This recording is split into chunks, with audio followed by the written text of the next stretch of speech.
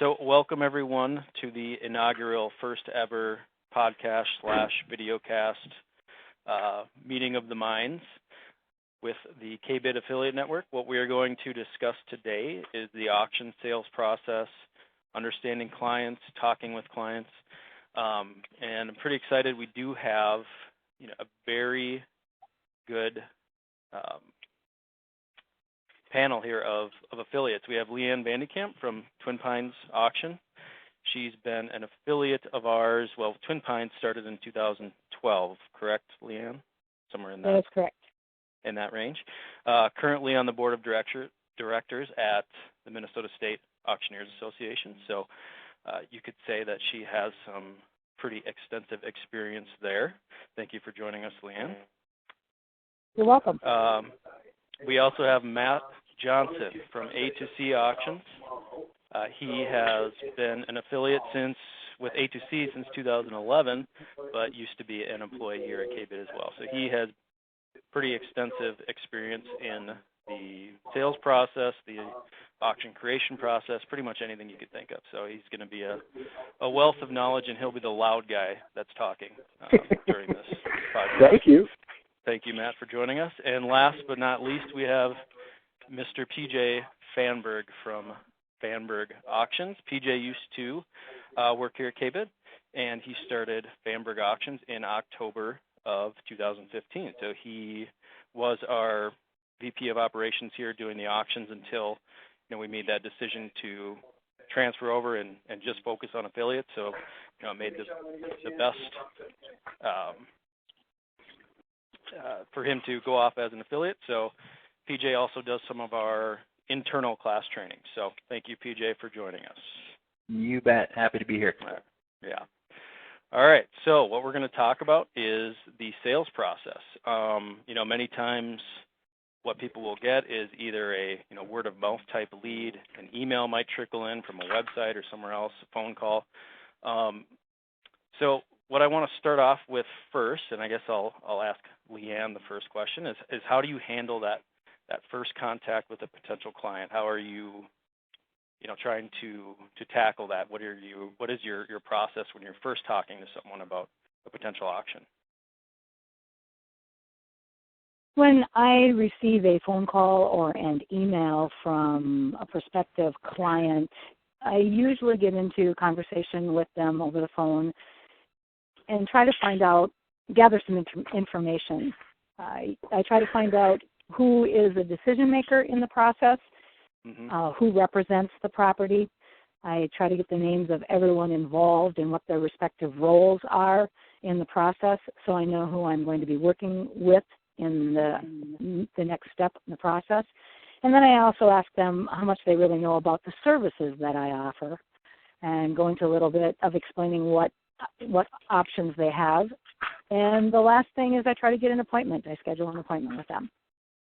Perfect. I bet that's not uncommon where you're getting a phone call and auctions is a foreign concept to them. They don't completely understand what the process is all about. So I think that's probably a good first question is to see, what their knowledge is, if they even have, any experience with auctions, because a lot of people, it's a foreign concept to them.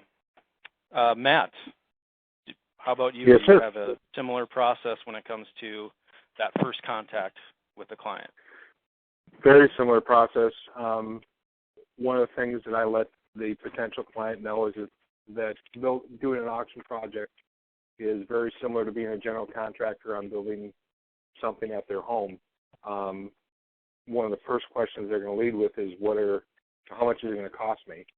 And I use an analogy that, it's kind of like asking me to build a house, and until I see where the house is going to be at, what I got to do to prep before the auction, everything really comes down to whether or not the auction is profitable. All of that is really determined in your initial contact through the contract signing. The rest is just doing the work.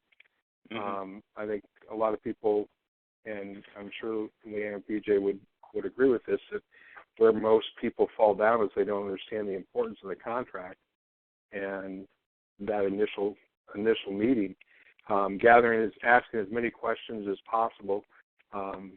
most people are locked into a paradigm where the auction is something that they went to with their parents or their grandparents, and they think about somebody on a hay rack and a sound topper and doing a live auction. They really don't understand what an online auction offers them, and you really have to walk them through that process. But I find that asking questions is, to try to determine what's their timeline. I mean, if they need something done by the end of the week, can we do that? Typically not. The process takes a little longer than that. But finding a timeline, and what Leanne said is absolutely accurate. Knowing who the decision makers are, and are they going to be there for the walkthrough? Because a walkthrough without a decision maker is kind of a moot point. Yeah. Because you do not want somebody who is trying to explain what you're going to do to liquidate the assets or take care of this project for them. You do not want somebody who's not you explaining that to the guy that needs to sign the contract or the person that needs to sign the contract, because your time is then wasted. So Leanne's spot on by who's the decision maker, what is it that you have to sell, have you talked to anybody else? Knowing who you're up against is very important, and it makes a big difference. Just asking questions is kind of gathering information is the most important part of the initial contact with a potential client to determine where you're going and what you're up against. Great points, great info. I know, I take a handful of auction lead calls that come into our corporate office here, and you do get those calls every now and then where they don't want to hang up the phone until you give them, what a price range will be or how much it's going to cost. And I think you hit on a good point there as far as how impossible that question is without even, getting eyes on what the project's going to be. So I think that's a very valuable thing. And you can't tie yourself into a certain range or certain percentage until you're out there looking at what you're dealing with. PJ, how about yourself? Did you have anything to add? Yeah, I'll pretty much, in the same vein, I'll never quote a number over the phone. I might give them a range and say, hey, it's going to be somewhere like this if you got nice stuff, and it's going to be somewhere like this if you got a whole bunch of junk. And I pretty much tell it like that. The biggest thing I'm looking for on that first contact is basically the answer to the question, are they ready for an auction? I will get calls, and I'll be honest, I probably turn away 50% of the auctions just because I don't think they're really ready for what I'm going to do for them. I'm not a big fan of reserves, and if somebody calls and says, yeah, I got this truck and I know it's worth $5,800 and I want to reserve $5,800, I pretty much tell them, I'm not interested. And I'm basically looking just for my time. I just want to make sure it's not going to be a waste of my time, because it's not even worth me going out there if they want reserves on everything. So that's really one of my first things with the client is what are their expectations from this? And if it's something I'm not going to be able to meet or be successful with, I'm not going to waste either of our time. So that's pretty much, and what Leanne and Matt said is, I pretty much agree with everything they said there too. It's get the information and get on to the next step. Perfect. In that same vein, when you've gotten that information, you want to go to the next step and go out to the sales call. Are there things that Leanne, that you'll do to prepare for that initial sales call, whether it's doing research on the company, the person, the family, whoever it may be? Though that is something that you definitely need to, find out about.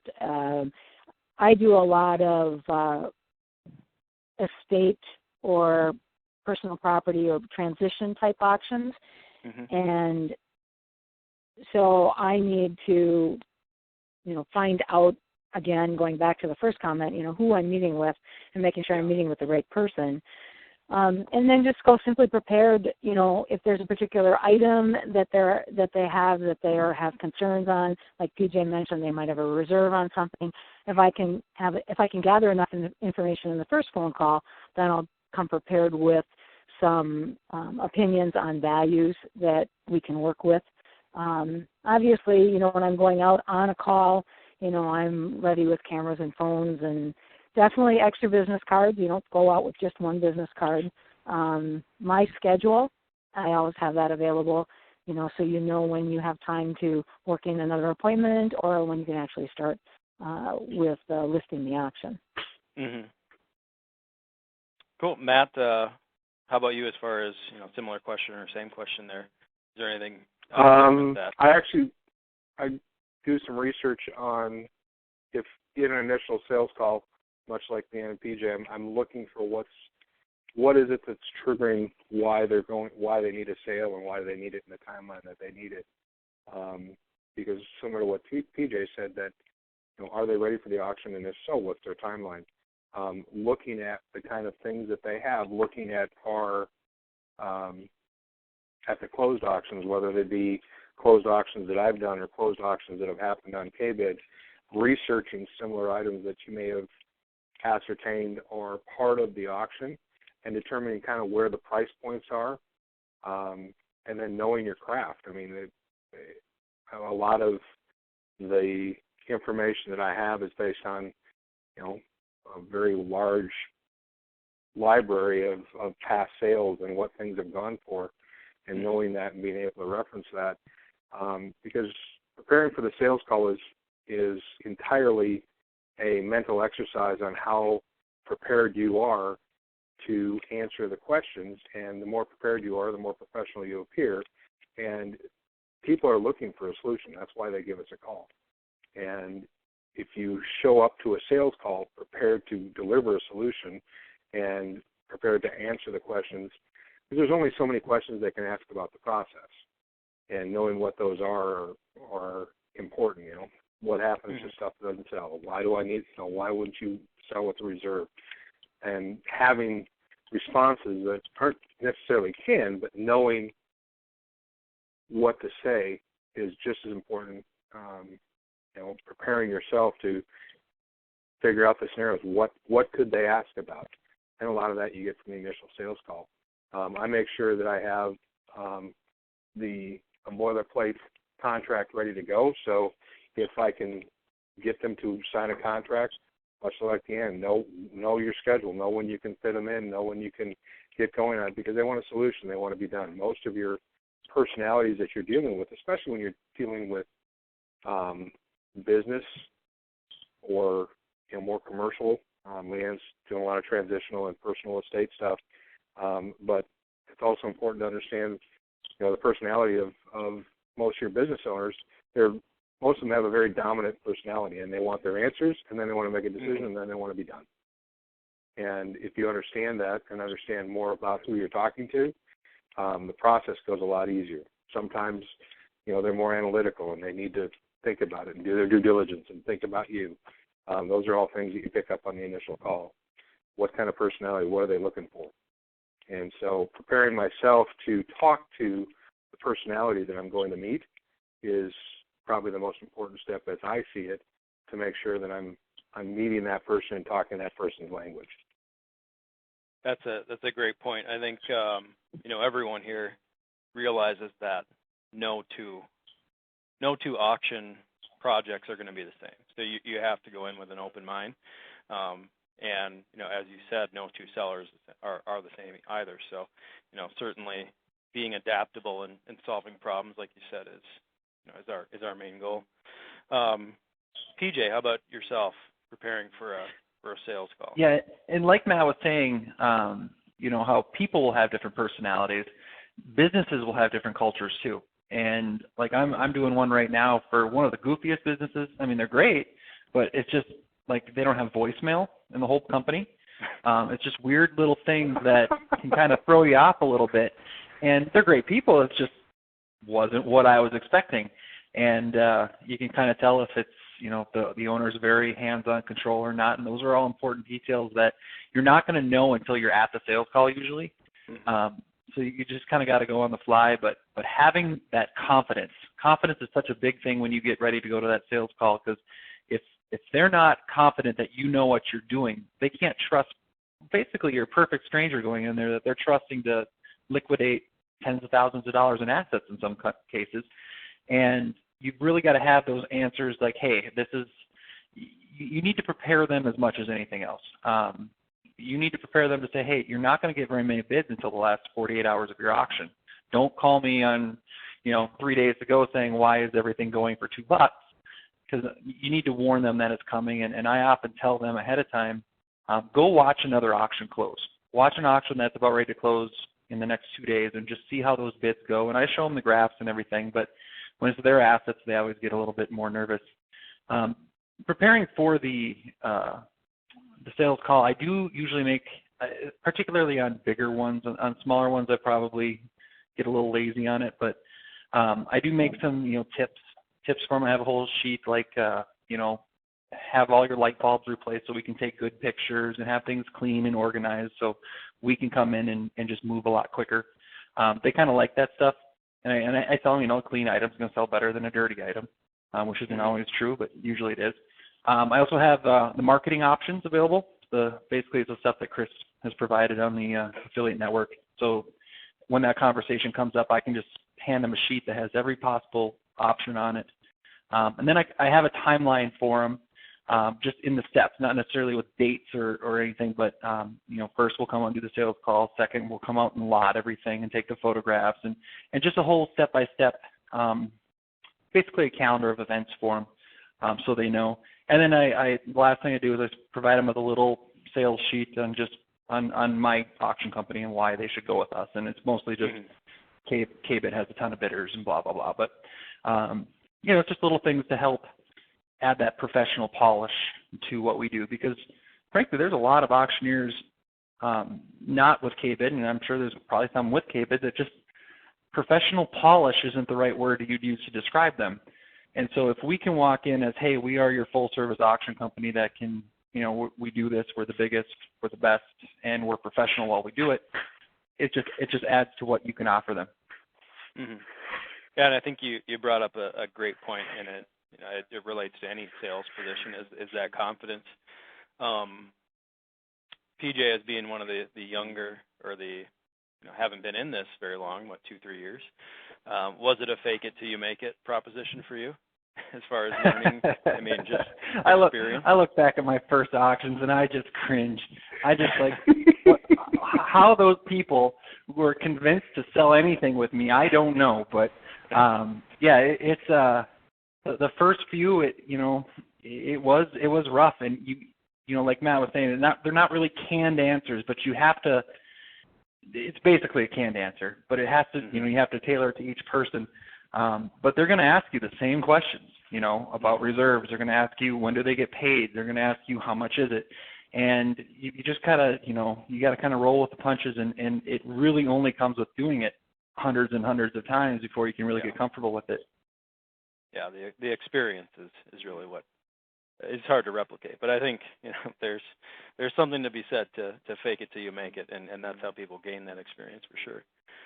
Well, and part of that's just knowing why they're selling, and like Matt was saying, everybody's selling for a different reason, and we see people usually at the low points of their life or the high points of their life. They're losing their business, or their business is doing so good that they're buying new equipment. We don't see a lot of the middle areas, and so that's really part of your preparation, is knowing what kind of state are they in. Because if you're going into a death in the family and an estate type of deal, or a business that's foreclosing, you go into that very differently. I don't particularly enjoy going into those situations, and I can't imagine many people do. But you really have to prepare. How can you meet their needs? That's what it has to be in those situations. How can you fix their problem? Perfect. PJ, we'll flip around the order here. And we'll start with you. I think we kind of answered this one pretty much with the last question, but is there anything you must have, always bring on your sales call? I think you mentioned, some of those handouts. I'm not sure if there's anything else to add to that on your end. Handouts, business cards. Part of it is just making sure you look clean and presentable. I usually don't like to come right from an auction setup to go do a sales call, because I'm usually dirty and dusty and nasty. I like to look good. I like to look professional. Outside of that, it's pretty much a smile. Make sure you got a smile. Oh yeah, and a pen. Every salesman needs a pen. How about you, Matt? I guess for me, I stage my sales call kind of around like the flow of the contract. So I talk about, and once we get to a point, it's a sample close. I bring out a contract and say, okay, what's the address here? Is this the address you want the check sent to? So I'm already assuming that they're going to do the sale with me, and walk through. And I said, really, there's four numbers we have to talk about: commission, advertising. Is there any, do we need to charge a setup fee, depending on how close or far the sale is from us? And then is there, do you want us to provide a la carte services such as clean out, or, do you want us to, if it's an estate sale, you want everything gone? I mean, do we need to get you a dumpster and make sure that they understand all of the costs that are involved? But I think a must-have on your call is a contract, because you do not want to tarry in this industry, because people, if they don't get their solution in your one call, they will continue to call until they find a solution. It's not like they're buying a house. They're looking for, like PJ said, they're looking for a solution to an issue. And one of the things that Joe Soderholm said to me a long time ago, we're coming into most of the auctions that we're doing, there is basically, it's equivalent to a death in the family. It's a death of a business. It's a death of a loved one. There's something that's gone astray for, in somebody's business or in somebody's life that they need to liquidate. They need to change what they're doing, and they're calling on us to provide that solution. So is anything you must have on, going into a sales call, like PJ said, be well rested, be well dressed. I mean, people are expecting us to provide a financial solution, and most of your, if you look more like a banker than you do the guy driving the tow truck that's coming to repo your car, you're going to get a better response, and you're going to be dealt with. People are going to judge you based on how you appear. You can't help it, and they can't help it. People look at, they say, don't judge a book by its cover. The only reason that's out there is because everybody does judge a book by its cover. Yeah, and self-branding is a huge thing. Branding is huge. Having a shirt with a logo, branding your company, branding your services, making sure the KBID brand, I'm proud to be part of the KBID platform, and can't imagine being on any other platform. The reason for that is it's very hard to compete with KBID, and understanding why is important. So know your history, be proud of what you're doing, and as PJ said, confidence is really what sells, because for the most part, the people that are asking us to do an auction cannot tell the difference between us and anybody else. It's simply our professionalism and how we look that helps them make a decision, and the questions we ask. So, well rested and look good, I guess. Perfect. You want to break it down? Leanne, so these two do, primarily business industrial liquidations. I know Matt does some estate as well, but is there anything different with what you primarily do with the transitional auctions and estate and household things that would differ from what they've already said? I believe the process is very similar, and I would emphasize, the two things PJ mentioned, coming there with some energy and a smile on your face, that enthusiasm and the passion that we have for the auction industry. If you bring that to your client, they're hooked on you. They simply are. If you're enthusiastic and you're passionate about what you do, and you can convey that through confidence and through experience and knowledge in the industry, you get a contract signed. And you need that contract, as Matt said, to have that contract there. If you walk away without having a contract signed, you've lost an opportunity. Somebody once told me that when you're in a business like we're in, every day that you don't have a contract signed, you're unemployed. And so that contract on your call when you go out there is essential. It firms up what you're doing, you're committing to helping these folks move through their process, whether it's a business liquidation or whether it's commercial or industrial or whether it's, an estate situation. You're committing to what they need to do, and they understand through your contract and the itemized terms throughout it, what the expectations are for the process. So those are the things that I would bring to the table when I'm going out to an appointment. Perfect. Real quickly, I know PJ had asked to include this because it's not something that you'd always think about right off the bat. But PJ, could you expand on safety equipment and going into different locations and things you should be prepared for in that aspect? Yeah, for sure. This is a little bit more geared towards the commercial sites, but if you really want to look like you're prepared, and especially in commercial sites, they can tell real quick if you don't know what you're doing in that atmosphere. Show up, if you're going into their shop, show up with a pair of safety glasses in your hand, and in some cases reflective vest or whatever it might be, steel-toed boots, because their shops require it. And so if you already come along with your own hard hat or whatever, it looks like you know what you're doing. You can fool them. It's a confidence piece. I've shown up to job sites with a hard hat, and I didn't know what I was doing, but I looked like I did, and that helped. But having the right safety equipment shows that you've done this before. You're prepared. And if you buy a brand new hard hat, go scuff it up first. Don't walk in there with a nice shiny hard hat. Get a little grease on there if you have to. But that's the truth. You don't want to be the guy out there with a shiny new hard hat on, or everybody's going to make fun of you. But just be prepared for that kind of stuff, and buy yourself.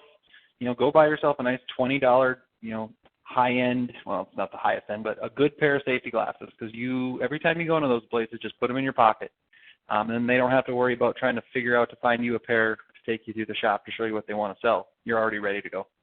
Yeah, because they can't let you in some of those places until, they get you with your boots on and your hat on and your gloves on and all that. So, yeah. And when they spend that kind of money on safety equipment, they'll spend that kind of money on auctions. Mm-hmm.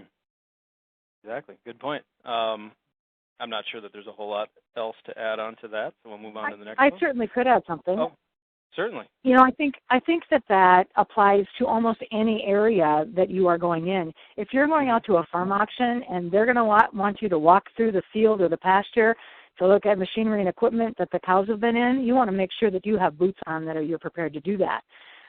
This winter, I met with a grandson on an estate situation, and I met them at the farm.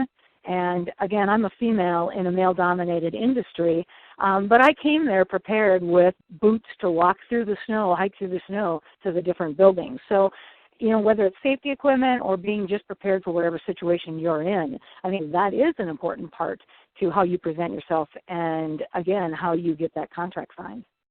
Great point. Yeah, and I think, you need to have that expectation that, if you're going out to a farm especially, you're going to be in 6 different buildings climbing through the mud and whatever else it might be. So, yeah, that's a great point.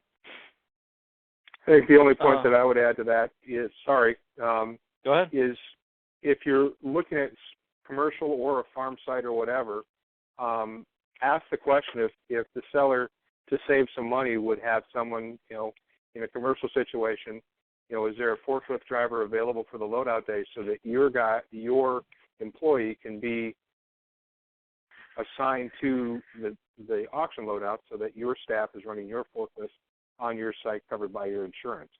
I can bring somebody most of them demand that. But it goes back to the safety thing. If you're already asking a question, then you've done it before, and they do demand it. But then it's like then they know that that's an expectation that you have, and they also understand that it's going to save them some money, so they're more apt to do it. Yeah, and I think that just shows your professionalism. You're thinking 4 weeks ahead at the removal when right. You have 3 staff people there, but you need someone driving the forklift. I think that's another great point. So I think we've been. Sorry, PJ, did you have something to add?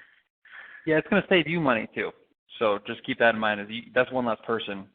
I did a removal just today with a bunch of carts and big stuff, and I told them, hey, you should really have your forklift drivers here, and they're going to cringe.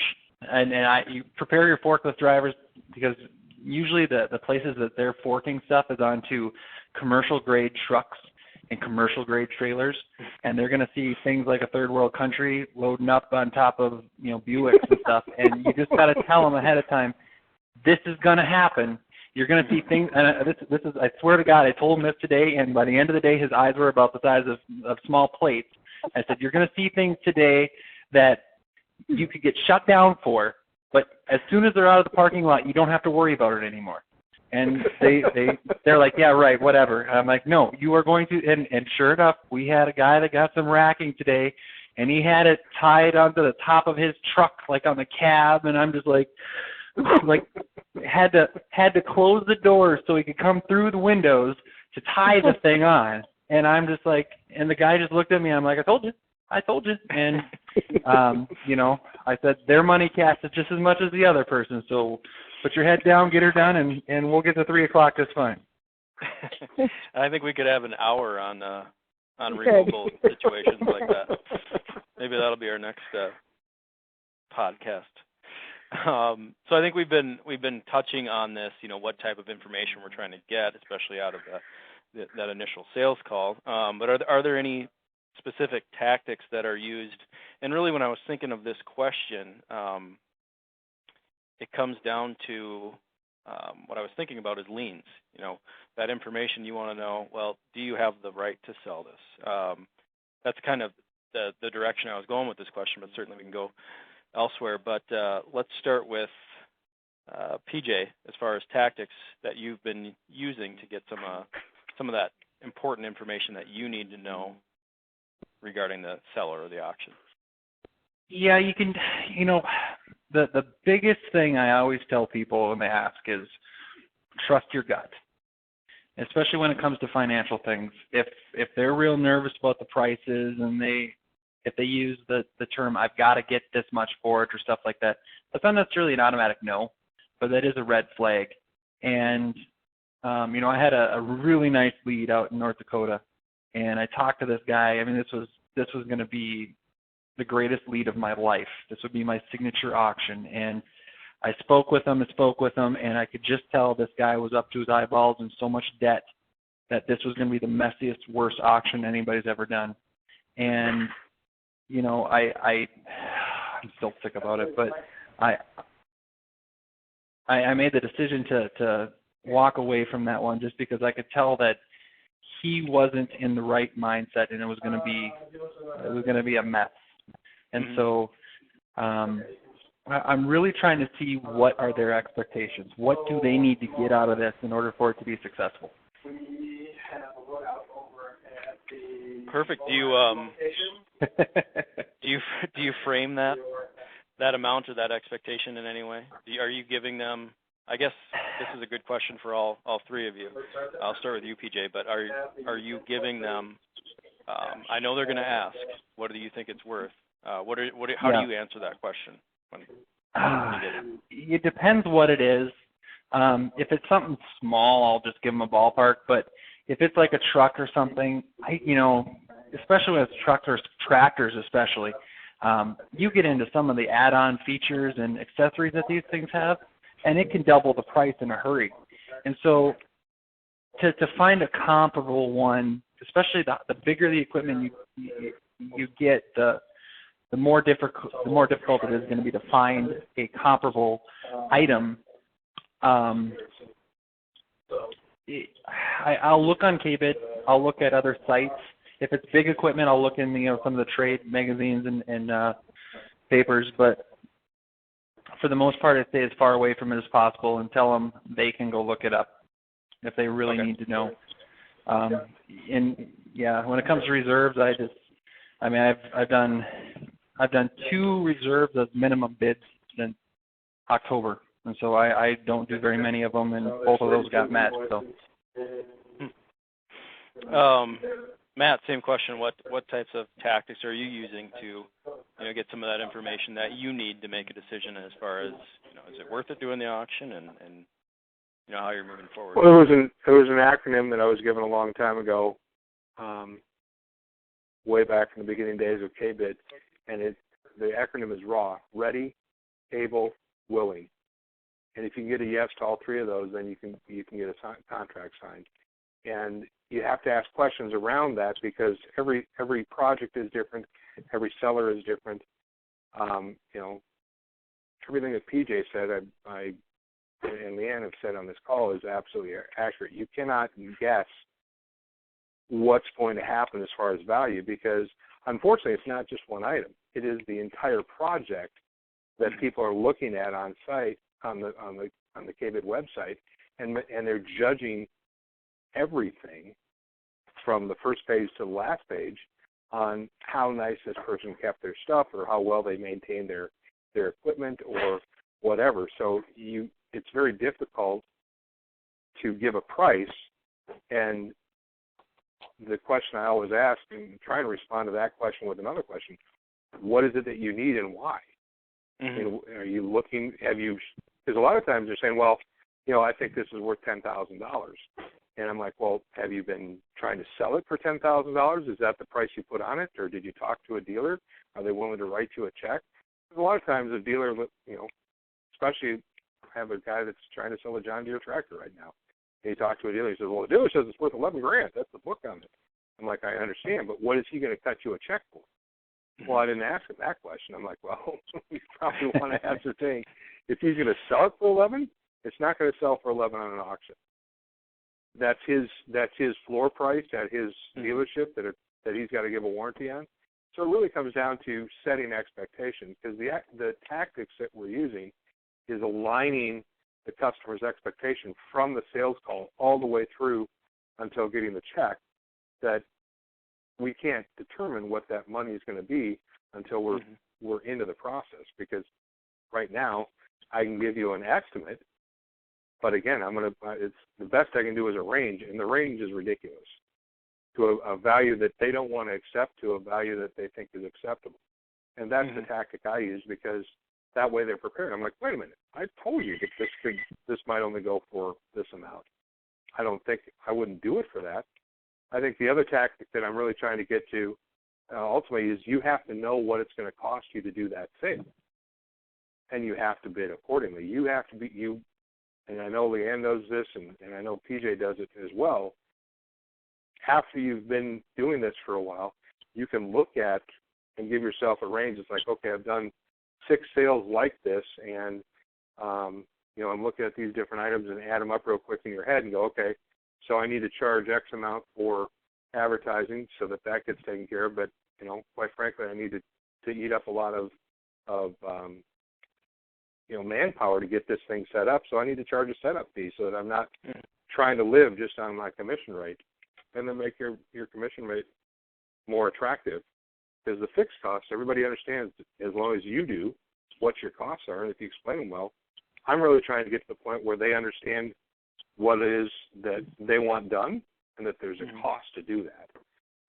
So I'm asking a lot of questions and trying to get buy-in from, always trying to close. Does that make sense? Using tie downs, taking statements and really asking the question, do you understand that, or does that make sense to you?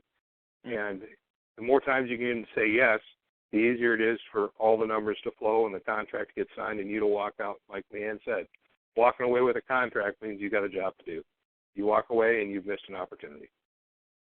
Without a contract, probability of me getting a contract, not leaving one there, drops by 50, 60% on a real regular basis. Great info. Leanne, how about you? Did you have any, separate tactics as far as getting some of that information? And then how do you handle that when you inevitably get a seller asking you, what is this going to bring? How is this auction going to do? Well, I think it's really important to ferret out information from your clients. We talked earlier about timelines. What's their timeline? What's their end result? What direction are they going? Are they moving? Are they selling? Are they downsizing? Are they, buying more? What is going to happen at the very end? And, when you're walking around and doing your walkthrough, a lot of times somebody will say, yeah, like Matt and PJ have said, I expect, $10,000. I think this is worth $10,000. You really have to get into that and say, well, that's what you expect. What do you have into it? Find out what their bottom dollar is. Eventually you get to that by asking questions. When we sell real estate and you sit down with a client, there's a wish price. That's described, I want $500,000 for my 1 acre and $30,000 house. There's a want price. This is what I want. This is what I need to have. This is what I have to pay off the mortgage. And then there's the achievable price, that price that we can actually get in today's market. And I think that applies to any asset, large or small. When folks ask me what something's going to bring, I will ask those questions of them, and then I'll generally, if I've got enough data in my brain on that call, I can say, well, the price range is from this and this. Is that acceptable to you? Because you want to set them up so that they are satisfied with your end results when we're done with action.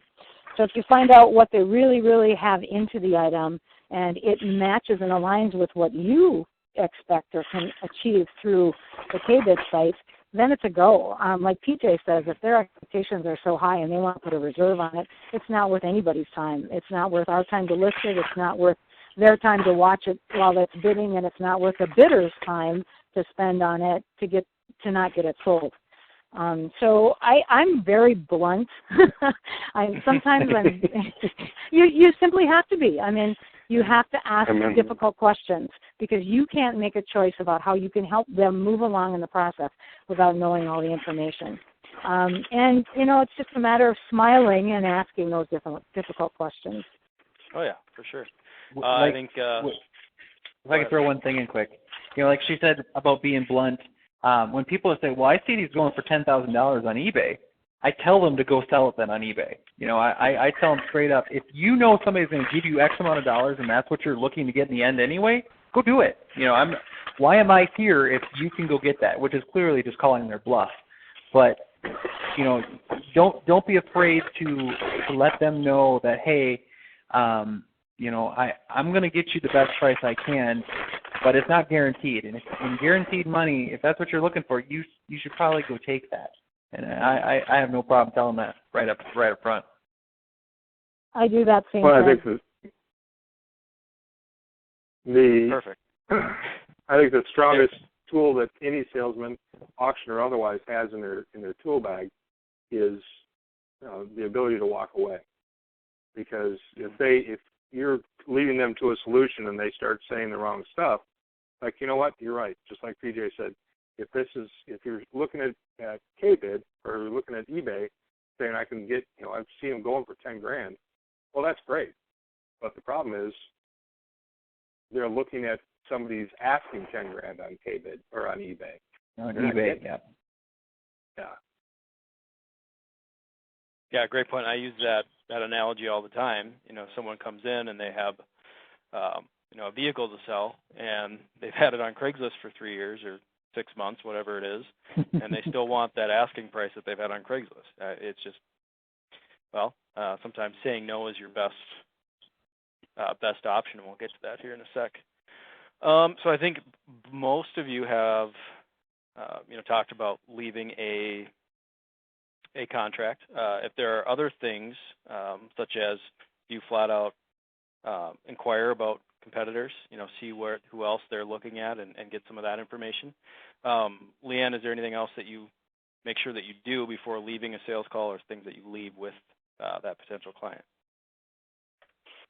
I honestly don't leave a blank contract laying around. That's not something that I've ever done in the 29 years that I've been in business. I definitely will leave contact information. Make sure whoever's making the decision has my business card, has my phone number. I set timelines. If we haven't signed a contract at that particular appointment, then it's like, well, when should I get back in touch with you, or when can I expect to hear from you? So if it's, 3 days from now, it's on my tickler file. I call whoever I should be calling representing that property. So those are the things that I do, when I'm exiting an appointment. Okay, perfect. And that kind of sounds like you're setting up your follow-up as well, making those dates. How about you, Matt? Is there anything that you make sure you do before leaving? in most cases, if the decision maker wants to take a look at it or ask some questions, I will get the contract signed and say, listen, if you want to call me off, the only way to lock me into my schedule is I won't move forward without a contract. So, if they need 3-4 days, is it a little bit of a hard sell? Sure it is. But again, if I've done my job correctly, then I'm leaving a solution for them, and they have to decide whether or not they want me to do it, as opposed to whether or not they want to sign the contract. So I'm giving them a different choice. If they sign the contract and nothing comes of the contract, I'd rather have them have to make the decision to overcome their decision to say yes. And, again, it's all the way along. Making sure they have your contact information and they understand what's going to happen next. And I follow up with an email saying, here's when the guys are going to be there. If I can, I make sure I have a lockbox with me on the sales call, so if we can put a key in the lockbox so my staff can come back if they're going to be there or not going to be there, so we can get in, and getting all that taken care of and not leaving that to my staff is important. So it really depends on the situation, but in most cases, I'm leaving them with a signed contract and then giving them an option to say, there's no money owed until my guy sets foot on the property. And that's going to be in 3 days or 5 days or what have you. So I kind of give them a right of rescission, if you will, as opposed to not signing the contract. Because an unsigned contract, again, is you're walking away with nothing. Exactly. PJ, what do you got to add? I typically don't bring contracts to the sales call. I might have one just if they want to see it, and I usually leave a sales call without it. But I'm a much, as opposed to like Matt saying with a hard sale, I'm much more of a soft sale. I'm I tell them, hey, this is what I can do for you. I play the nice guy role more than anything, except for when they want reserves. What are you saying about Matt? No comment. But anyway, so nothing that hasn't been said before. That's just my style. I'm the little, kid next door. That's kind of what works for me, and I try to strike up a relationship with them as much as a sales call. I'm finding relatable things. I'm finding out, their kid goes to my church, that kind of stuff. I'm just making it more personal than maybe most people would, and it's just it's something that I do. It's just my nature, and so it works for me. The thing I need to do though is I do a lot of. I'll never start a setup without a contract. So we do have that. I'll usually email it to them later so I can type up all their information in the contract and it looks nice and clean. But what I do need to be better about is I'll do a handshake agreement with them, and then I'll go out to the truck and I'll answer a voicemail or whatever, and I'll forget what I quoted them for a price. And that's like a rookie mistake, but it's just something you want to make sure you do before you leave that sales call is get out to the truck and take all your notes down. What did you say? What was their timelines? Those kind of things. Because you want to be on the same page with them all. I think that's a good point, and I think that it's also interesting how there is that there's not only one way to sell. There is the harder sell, as Matt would put it, and then there is the softer sell. So it's more of a personality thing. It's some people aren't comfortable doing it one way or the other. It certainly doesn't have to be high pressure tactics. I mean, these people do have a problem that they need to get solved. So I think that's interesting that you can kind of frame it around your personality as well. Right. And if you do a good job of screening them before you ever go there, you're going to be leaving with a higher percentage chance of getting that auction. And so I really don't, if I do a sales call, I've got to be in the 90% of getting that auction even without a signed contract. So it's just really about, doing your homework before you ever go there. Because, let's face it, you go to a sales call, depending where it is, you're looking 2-3 hours sometimes out of your day, to go drive to it, change your clothes or whatever it is, and blah, blah, blah. And, that's money. Time is money. So you want to make sure you're going to the low-hanging fruit, if you will, and getting the ones that are worth your time. Awesome. So this section we'll just kind of briefly go through, as far as we're not getting into percentages, talking about anything like that.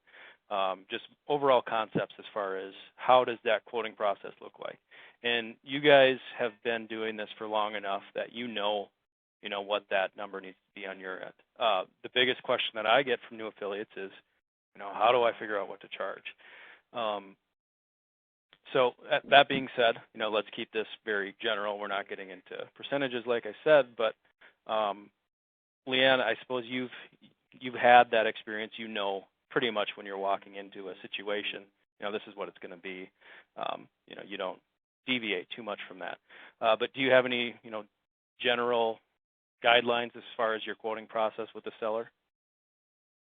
Well, I think it's important in our process to get the items ready for an auction, to look at what setup it's going to take. And Matt mentioned that a couple of times, and that, if you're going to quote a commission rate, that's going to pay your portion of your effort in this project.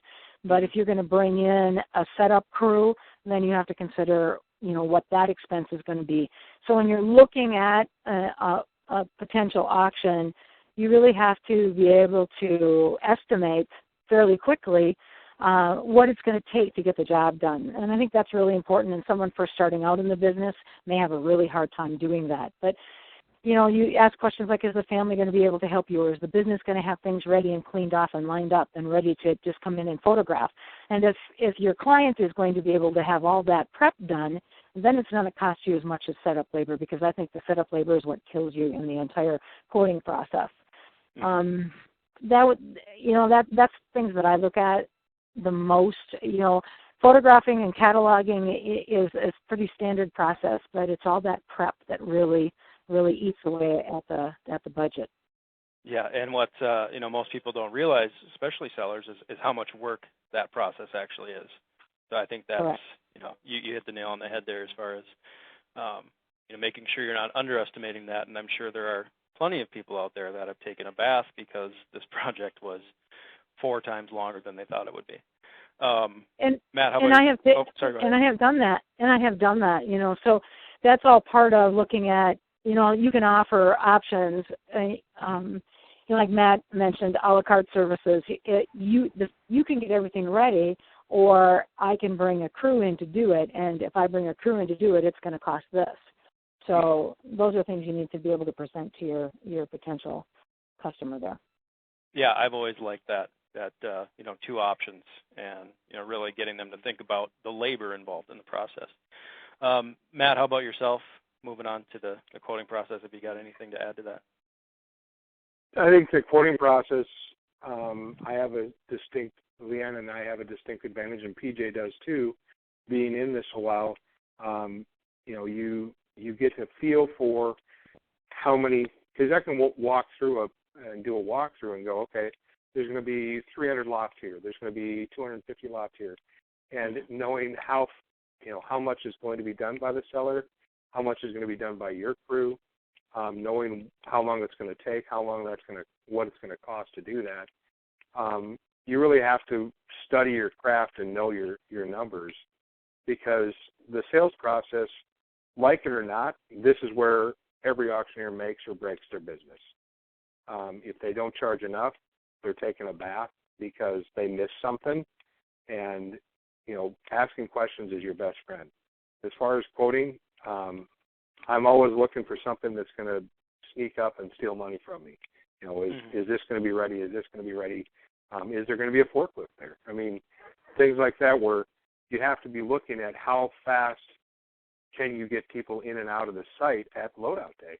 What are your logistics like? Do you have to do a 2-day loadout because of just the sheer size of the items going out? Or can it be done in one? All of those things are things you have to have in your mind when you're quoting this, because that's where you can get really hurt. You can ball up and have a 300 lot auction that you only schedule for 1 day and you only have 2 people on site. You're not going to get it done. If it's going to be a long day. If it's all, it's going to be a long day, and you're going to have upset bidders. because they got to stand there and wait for their stuff to get their stuff or what have you. So knowing what it looks like at the end, my mantra has always been, we're talking about removal date today. What is it going to take to get through? We got to make sure there's room to get to everything, so we can't haul this all up. And if we need to get a forklift to the pallets that are in the back of the warehouse, we can't have all this stuff lined up without any ways for the forklifts to get through. We have to move it all again. Every time you touch something, it costs money. Mm-hmm. So the less you touch it, the more money you make. Great info. PJ, how about yourself? Yeah, the diversity of the items in the auction are something to consider as well. If you have, let's say you have a lot of similar items, like they're all nutting carts or something, you're going to have very similar buyers buying larger quantities of them. And so that's going to help you at your removal. I'm always looking at the removal. That's the first thing I'm doing is thinking of the logistics. How is this going to work? How is the lighting for photos? Am I going to need to bring in other lights? Where is the loadout going to happen? How many bays do I have or loading docks or whatever? Because that's all things that are going to impact that. Your removal day is going to be one of your larger costs, that and your setup. What kind of condition are the things in now? So when I'm looking at costs, I pretty much start with my baseline number. This is what it's going to be, and it goes up or down based on if it's going to be easier or more difficult. And it doesn't go down as much as it should, but it goes up in a hurry, because the easiest way for me to say no to an auction is do it at a or present them with a palatable rate that I would be happy to do it at. So if it's just a messy auction with a tough seller, the quickest way I could tell them no is to make a really high rate. And if they say yes, all right, let's play. And if they say no, I completely understand it, and I'm not going to lose sleep over it. Exactly. And, as far as the next question there is that, I suppose this is one that goes back to experience as well, whereas Matt and Leanne have been, doing this, and they know those numbers probably like the back of their hand. PJ, are you at a point yet where you're, at every sales call, you're immediately giving them that number as far as the quote is commission rate? Yeah, pretty much. Okay. Starting out, I used to go back and, kind of pretend to look up numbers and try and guess, and I would be horribly off. And, the more I try to research this and make a science out of this, the more I'm wrong. Like, I do those attachment auctions every week, and they are basically an identical auction every week. And they can be up or down 20% week to week. And so it's the same darn thing at the same darn time, and it's going to have different prices. And so I always kind of estimate at the low end and to make sure my bases are covered for a fee. And then if it goes higher than that, it's gravy. Perfect. Yeah.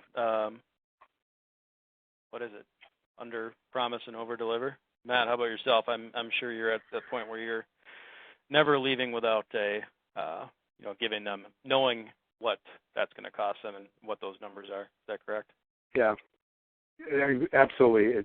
It comes down to, once I walk through the contract, everything is answered in the contract. I flip my contract over, all the terms and conditions are there, and I let them know that this is a new concept to them. I've been doing it for X number of years, so I know what I'm going to do, and they are hiring me to do a job, and that contract, and the reason I'm asking them to sign it is because I want them to understand that is what I'm going to do for them, and then they have something there that they can read over and ask questions instead of waiting for something to come and then they have to get together. Because much like Leanne said, if you're talking to the decision maker, in most cases, especially on a commercial deal, that decision maker has a dominant personality and he wants to get the information and make a decision. There's not a lot of running the numbers and asking questions. You get into personal property and you'll run into more people that are more analytical and want to think about it and mull it over and figure out are they doing the best thing? And you have to adapt your entire sales call to their personality and make sure you're speaking to them as that personality style. You have to be more of a chameleon, because if you're talking to somebody who wants to be analytical and know the ins and outs and understand the requirements and the auction law, and there's no statutes, it's all case law, versus the winner that, or the guy that's more dominant or domineering, if you will. Most business owners have that personality. That's why they own a business. They make decisions and they stick with those decisions. All you need to do is allow yourself and figure out who you're talking to and how to talk to them. And then the quote is really part of the sales call. And like Leanne said, if you walk away without a signed contract, you're walking away unemployed. Leanne, anything else to add to this? I got maybe 1.5 more questions, and then we'll wrap up, because I know I'm going pretty long here. But anything else to add to that? I would say that about 90% of the sales calls that I make, I'm making a contract proposal right there on the spot. There are some families, estates, businesses that really want a formal written proposal, so it comes about that way. I think one of the hardest things I find when I'm trying to get to that that agreement or that understanding is when I'm working with a family and there are 7 siblings, and there isn't really one decision maker. There's one spokesperson, and they have to get everybody's consensus. And that's probably the hardest time to try to get, some kind of a contract or proposal processed and through. So a lot of patience and a lot of understanding in that kind of a process. Oh yeah, for sure. You're definitely, playing at a personal level there when you're meeting with families, and it's a tough time for sure. One little follow-up to this, because this is very important and something that I, have always urged people to do, is, and I'll start with you, Leanne, as far as what do you do to look back at your auctions and track your profitability? Is that something you put a big, commitment to? Because as well as I do how important that is to, making sure you're not just going, when's the next sales call, when's the next auction, but actually sitting down and taking a look back and saying, okay, this last quarter I did, X amount. Is that something that you do every auction, every month, or do you have a process for that? I would say that quarterly I take a look at, the auctions that I've conducted and, what the costs were involved in the percentage, percentage cost of profit, and kind of evaluate the process in that sense. But I'd say quarterly. Perfect. Because I just think that, some people just get so wound up in the do that we don't always do the think. And did that really make sense? Did I make money at the end of the day? And that's, that's why we're doing this. Exactly. Matt, how about yourself? I look at it on more of a kind of a post game. Look at the numbers, look at where everything came in, what the expectations were going into the sales quote, what we were talking about as far as a range, where we ended up with. Normally my range is low enough that we outperform expectations that we set. So, we're setting the commission rate and the setup and those numbers on a low number, and we're able to outperform that, so we end up with a happy customer. But in most cases, we're doing a post game to really talk about, where can we tighten up the process? What can we, what went well, what didn't go well? And a lot of times it's just, a phone call after it might be as little as 5 minutes. But as far as looking at profitability, the numbers, for the most part, are figured out right when the sale closes. I mean, I know how much time I've got into it, how much time I'm going to have into it, so I know my labor costs, and I make sure that I charge an advertising fee, quite frankly, on every sale, because I know that advertising works, and any money that a customer puts into advertising, at a minimum, is coming back 1-to-1 for them, and is increasing my profitability huge, because more people looking at the auction means higher bid prices. Exactly. That's what it comes down to. PJ, how about yourself? Same question.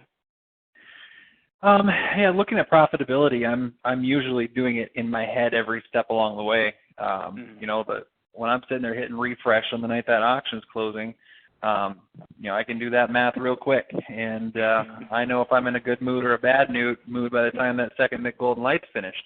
So, it's a constant process, and I don't, as far as overhead goes, I'm pretty minimal in that regard because it's just me and a truck and, renting a little space here and there, and that's about it. So it can be a profitable venture if you just play your cards right and spend wisely. I'm a big proponent of buying quality tools and quality equipment. I think it runs, you can spend a lot of money fixing and replacing things, and downtime is just as bad as not having a job at all. So if you're waiting for tools or waiting for batteries to charge on tablets and stuff like that, that's time you're losing. And so it's a constant, all the time I'm looking at the bottom line, making sure it's the right thing for me to do. Perfect. So this will be our last question, and then we'll wrap up. This has gone a little long, as I've said, but let's double this one up, and we'll start with you, PJ. What are some red flags when you're talking to a potential seller? And I think you mentioned some ways that you've already will say no to a potential client, whether that's quoting them a higher number. But how do you say no to a potential auction client, and what are some of those red flags that you're looking for? I start by saying no. When I hear the lead, I say, no, I don't want it, and I have to talk myself into it. And it's going to save you a lot more heartache in the end than it's going to cost you. There's things I look for. Personality is a big one. I'm to the point now where I can be selective. I don't have to take every auction lead that comes. If you're just starting out in this industry, you might need to. But as you kind of get yourself established and, you're not living paycheck to paycheck and that kind of stuff, be selective. Take the auctions that you're going to be good at. And if it's a personality conflict, or if somebody's crabby and angry and they have high expectations of me, I'm just going to walk away. I'm going to be nice about it. I'm going to say goodbye first. But I don't want to be in a situation where I'm going to be unsuccessful. Reserves are another thing. If somebody calls me with a one-off, they just want to sell a boat and they want to reserve at it, I honestly just tell them, try another. I send them to Matt. That's what I do. I say, go talk to Matt with your I'm just kidding.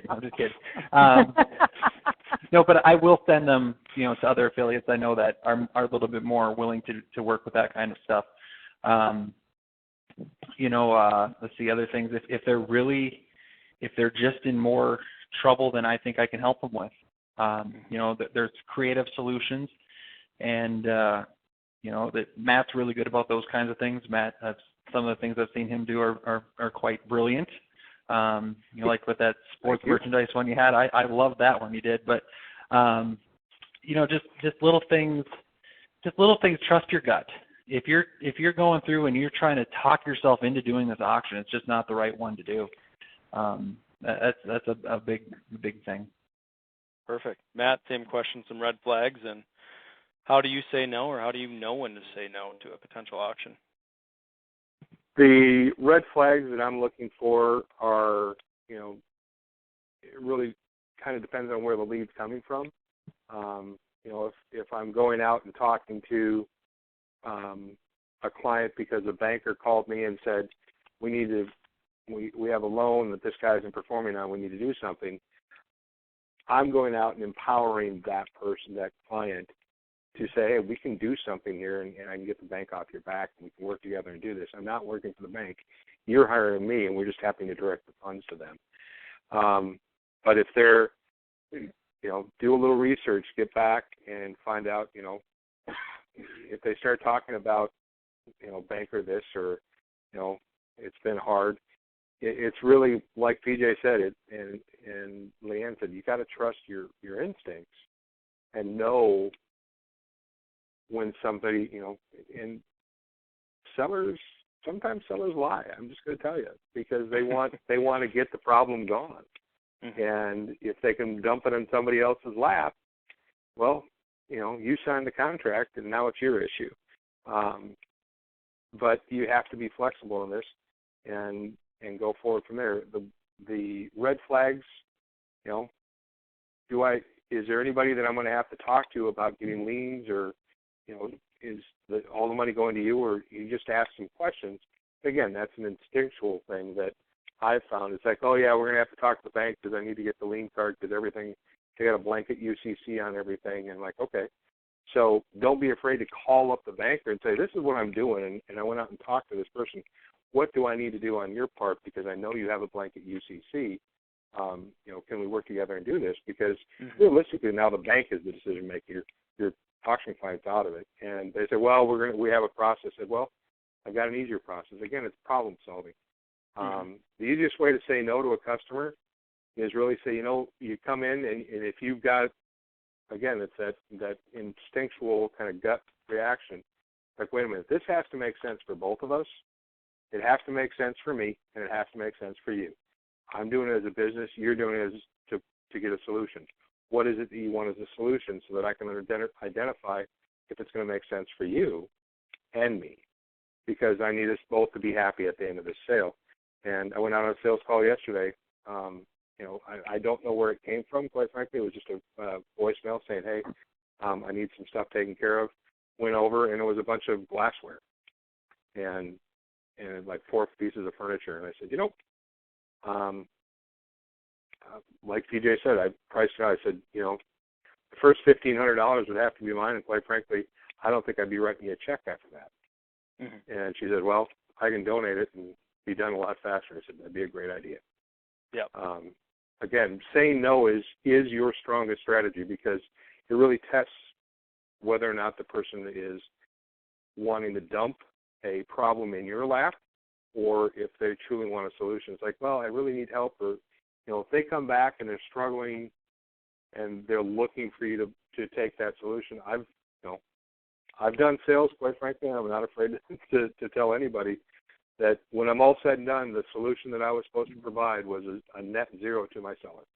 They wanted everything gone, and they wanted no money from it. They just wanted to be done, and they didn't have the wherewithal or the mechanisms to do that in their life. And I did. And do I feel bad about that? Not at all, because my solution, and I was upfront about it, they knew that it was a net zero. And quoting the net zero is tough. I mean, it takes some audacity to do that, and I don't have a problem. Audacity. I thought you were going somewhere else with that, Matt. But yeah, I went somewhere else with that. I know you did. Thank you so much. No comment. Thanks, Leanne. Appreciate it. Let's wrap up the last same question here with Leanne. Some red flags that you're looking at, and sometimes you've had to say no, and how you do that. And the experience that has just been mentioned is all on my checklist.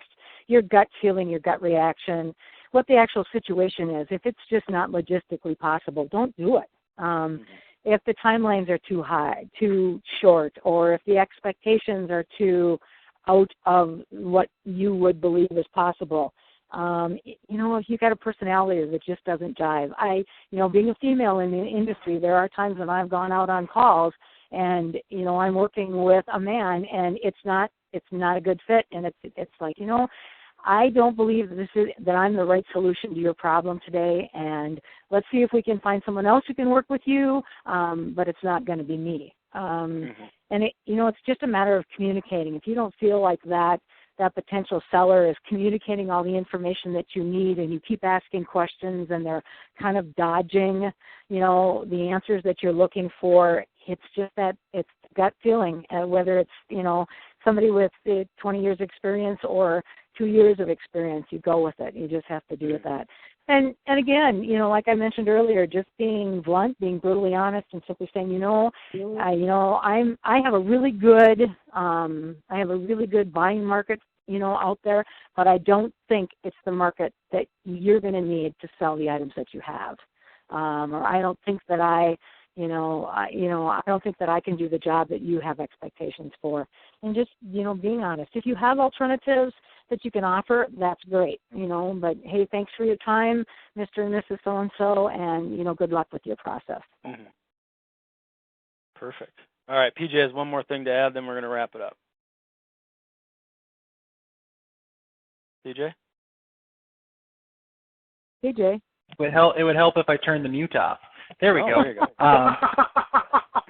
I'm talking and I'm like, wow, I said a really great joke and nobody laughed. No. You Forgot it I now? think you turned the mute back on. All right. Well, now he's playing a great joke on us. But let's It was close worth it out the extra here. $5 to remote mute PJ, I guess. Let's close it off here. I want to thank you guys for your time. This has been a fun hour and 20 minutes. It's been full of great information. This type of knowledge, this type of experience, many people will find, listening to a 1-hour podcast isn't going to solve all your problems, but it certainly does help to hear these types of stories. So I do want to thank you very much for participating, and I'm going to ask you all one last question, and it's just going to be a short. Any advice that you'd have for a new affiliate that's kind of getting into this process, or not even new affiliate, a current affiliate who's been doing it for a couple of years. What one line of advice or 2 lines of advice would you give to them? I'll start with you, Leanne, because I don't know if PJ's phone works. I believe that networking in this business is very, very important. So first of all, I would invite them to be members of our Minnesota State Auctioneers Association. And within that network, whether it's a KBID affiliate or another auctioneer out there, if you get in a situation where you just don't have the expertise, I mean, if you're a farm guy and somebody wants you to sell diamond rings, my goodness sakes, let's get in touch with somebody who sells fine jewelry. Mm-hmm. So use your network, develop a network, and I think that that's really, really important. And call me about joining the Minnesota State Auctioneers Association. Thank you for adding that. I think that's great advice, and something that goes not just in Minnesota but throughout the nation when it comes to auctioneers. They're big proponents in the NAA of auctioneers helping auctioneers, and we've seen, or I've seen in some of the limited access I've had to some of those events, is that it really does make a difference. So I think that's a very good piece of advice. Matt, we'll go to you. I would say that there's a lot of talent on the KBID platform. When you get into a situation where you all of a sudden you realize you might be out of your element, call Chris and ask him the question: is there somebody that can help me with that? Because regardless of where you might be, or if you're working with a bank, or you're working with UCC, or you're working with the IRS, there's a lot of people that have a lot of different experience. And I would agree with Leanne that the Minnesota Auctioneers Association is a fantastic resource for anyone that's starting out in this industry. But I would also say we also have our own network within KBID to get a lot of those things done. And the folks at the home office know who some of those resources are and what sales they've been able to do, and know their successes, and quite frankly, ask that question there too, because that's a great resource. They ultimately benefit when the affiliate does well, and I would say almost without exception, everyone that's been around KBID for a while, 5, 6, 8 years, wants to see the company do well, because they know if we add more folks to our KBID bidder base, it's just more people that are going to look at our auction potentially. And the more people that are looking, the more bids that are made. And ultimately, that's how we all make money. Perfect. PJ, are you there? I am here. If you can hear me, I'm here. Yep, we got you. Probably one piece of advice I'd have for affiliates is kind of in that same vein. It's just continue your education, whether it is through the Minnesota Auctioneer Association, which is it's a wonderful association. It's kind of cool because for 362 days a year, everybody that goes to that convention is a competitor. And then, for 3 days they get together and have a beer and have, some fundraising fun and take educational classes. And it's people just bouncing ideas off each other. And you sit down, like we were at the last one, and I'm sitting down with, the owners of Bid to Buy, and we're just talking about, we're talking about auctions that we beat each other on for, we're almost like colleagues for 3 days, and we're not giving away any trade secrets or anything, but we're, just talking auctions with other people that talk auctions, and you can really learn a lot of things if you go in with an open mind. I'll say that the online guys aren't quite, I don't think respected is the right word, but they're still have to earn their stripes a little bit in that community, because you're going up against some auction companies that are 4 or 5 generations deep with people that have been calling live bids on hay wagons. You kind of gotta walk softly a little bit as an online person, but it's getting a lot better, I think, just in the 3 years that I've been there. But continue that education. Go on the Facebook groups.